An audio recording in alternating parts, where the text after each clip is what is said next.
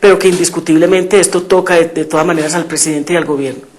Piedad, ¿no le parece que desde muchos puntos de vista, pero por lo menos desde uno, lo digo como periodista, desde el punto de vista mediático, no hay cierta, más que persecución, cierta obstinación por satanizar, por estigmatizar a la clase política y concretamente a la clase política costeña?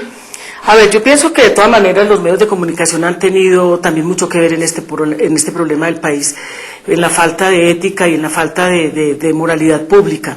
Porque finalmente muchos de los narcotraficantes, de los paramilitares han tenido muchísima audiencia en los medios de comunicación, y yo diría que hasta cierto punto mucha gente los veía como unos salvadores, como unos héroes. Creo que los medios de comunicación con la responsabilidad social que tienen que tener cumplen un papel importante de denuncia y de develar muchas de las cosas que se están dando. A uno lo que le choca y lo que le fastidia es que ahora todo este proceso se vaya a centrar simplemente en la costa y a decir que los únicos corruptos y paramilitares y auspiciados por ellos son los costeños o las costeñas.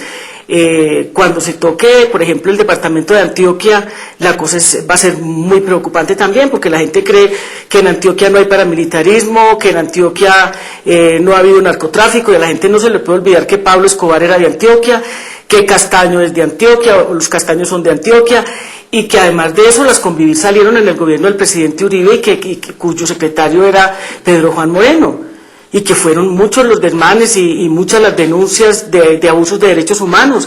Y yo me acuerdo mucho que cuando yo me opuse a las convivir recibí una carta muy fuerte de Pedro Juan donde me decía que yo estaba loca, que cómo se me ocurría siquiera pensar en criticar todos los desbordamientos que había por parte del Estado. O sea que yo creo que en Antioquia hay mucha tela que cortar. Cuando se extienda esto a todo el país, porque eso tiene que ser así, la gente decente es la que tiene que quedar en la política, y no puede pasar que los costeños ahora o las costeñas sean los que paguen el plato roto, se queda el cuento ahí y no pasa absolutamente nada, cuando aquí hay muchas cosas graves en la política del país. Y no solo Antioquia, yo diría que por ejemplo uno piensa en regiones como Santander, claro, y piensa en partidos como Convergencia Ciudadana. Las denuncias que hizo Hugo Serrano y que hice yo en su momento también, las denuncias que hicimos del departamento del Quindío, lo del departamento del Valle del Cauca. O sea, aquí yo creo que el tema es a lo largo y a lo ancho del país, es muy grave, muy preocupante, Roberto, y yo creo que esto sí se tiene que ir hasta las últimas consecuencias, y no pueden seguir diciendo que si el país resiste la verdad. ¿Cómo el país sí podía resistir la verdad en el proceso 8000 y ahora no puede resistir la verdad? La tiene que resistir. Pero ¿cuál es cuando una persona de tu categoría, una parlamentaria, dice que esto tiene que ir hasta las últimas consecuencias en forma concreta? ¿Qué significa? A ver, Roberto, yo pienso que este gobierno es ilegítimo como es ilegítimo el Congreso, independientemente de que un grupo muy reducido de parlamentarios hayamos salido con muchas dificultades durante mucho tiempo, sin plata del narcotráfico, sin plata del paramilitarismo, sin aliados paramilitares alrededor. Uno no puede decir que el Congreso es un Congreso legitimado ante la opinión pública, es un Congreso absolutamente deslegitimado.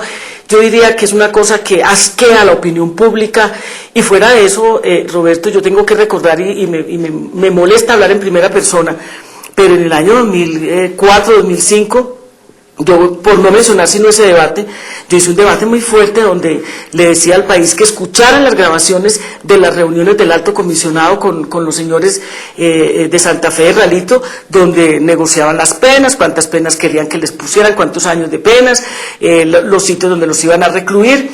Pero además lo que a mí me parece más preocupante era cuando expresaban que había que reelegir al presidente, que este era un proyecto político y que por lo tanto ellos tenían que garantizar que una vez que terminara el presidente Uribe la segunda elección, pues que no los iban a extraditar, y la manera, como le decía el alto comisionado, y hay que buscar la forma, y eso lo estamos mirando, de torcerle el cuello a la Corte Penal Internacional. Yo creo que aquí esto debería acabar. Con un llamamiento a una constituyente, con un llamamiento a refundar la nación, a rescatar la ética, y yo creo que en eso se tiene que ir no solamente el Congreso, sino también el gobierno. El gobierno sí, se tendría que ir. Es que mire, Roberto, uno no puede seguir diciendo que a mis espaldas se eligieron tantos parlamentarios.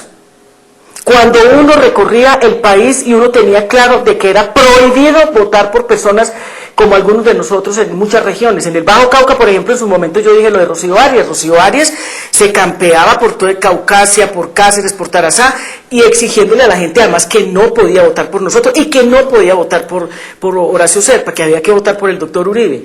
Entonces, esa es una cosa que es muy grave, son denuncias que hemos hecho abiertamente muchos parlamentarios y parlamentarias, algunos pues tampoco muchos, pero lo que sí no le puede decir a uno el gobierno es que nombra el director del DAS. Cuando salta el escándalo, defiende al director del DAS como una persona proba, honesta, un muchacho capaz, lo manda de embajador. Ahora salta este escándalo que todo el mundo, de cónsul, perdón, sí, salta este escándalo tan espantoso. La lista de Jorge 40 es la misma lista que ese señor García denunció, donde asesinaron a Correa de Andrés, defensores de derechos humanos, sindicalistas. No puede decir el presidente que no tiene nada que ver cuando el DAS estaba al servicio totalmente del paramilitarismo, borrándoles procesos en la fiscalía, borrando además antecedentes en el DAS. O sea, muy grave. O sea, el presidente no tiene cómo explicar una cosa de esas cuando además involucra a otros gobiernos de otros países.